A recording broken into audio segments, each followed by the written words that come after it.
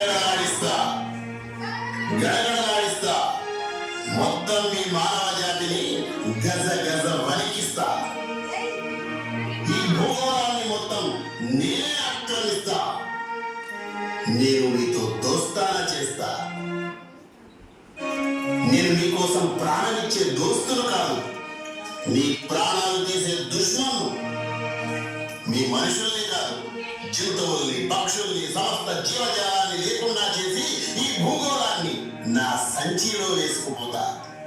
నేనెవరో గుర్తుపడ్డారా?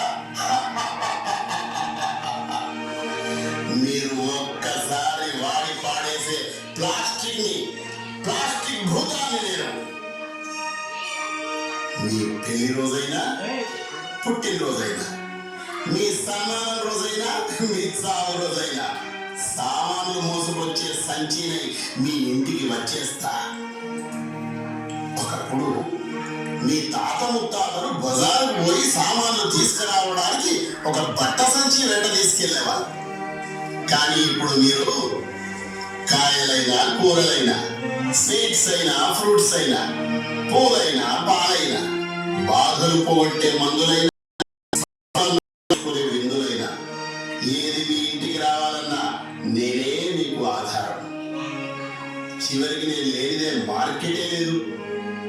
ఇదే నా ప్రతాపం, ఇది నా ప్రభావం. అయినా మీకు యూజ్ అండ్ త్రో అలవాటే కదా. మనుషులు కూడా అవసరానికి వాడుకొని ఆడుకొని ఆ తర్వాత పడేస్తారు. నన్ను కూడా అలాగే చేస్తున్నారు. కానీ నేను మీ మనుషులంత మంచోళ్ళు కాదు. నన్ను వాడుకొని అవసరం తీరాక చెత్త కుప్పల్లోకి విసురుతారు కదా, కాలువల్లోకి విసిరేస్తారు కదా. ఆ చెత్త కుప్పలని, ఆ కాలువలని నా కోటలుగా మార్చుకుంటాను. అక్కడి నుండి మానవ జాతిపై నా సమర భేరి మోగించి ఈ భూగోళాన్ని దడలుగా రాడిస్తాను. ఈ జీవితకాలం 100 ఏళ్ళు, కానీ నా జీవితకాలం కొన్ని వందల వేల ఏళ్ళు. ఇప్పటికే మీ 100 ఏళ్ల జీవితాన్ని సగానికి సగం తగ్గించాను. ఉన్న కొద్ది కాలాన్ని రోగాలతో కుళ్ళి కుళ్ళి కృంగి కృంగి కృషించి నశించేలా చేస్తా. అయినా ఎక్కడున్నా నేను క్షేమం, మీకు క్షామం. నేను ఎప్పటికీ భూమిలో కలిసిపోను, నీటిలో కరిగిపోను.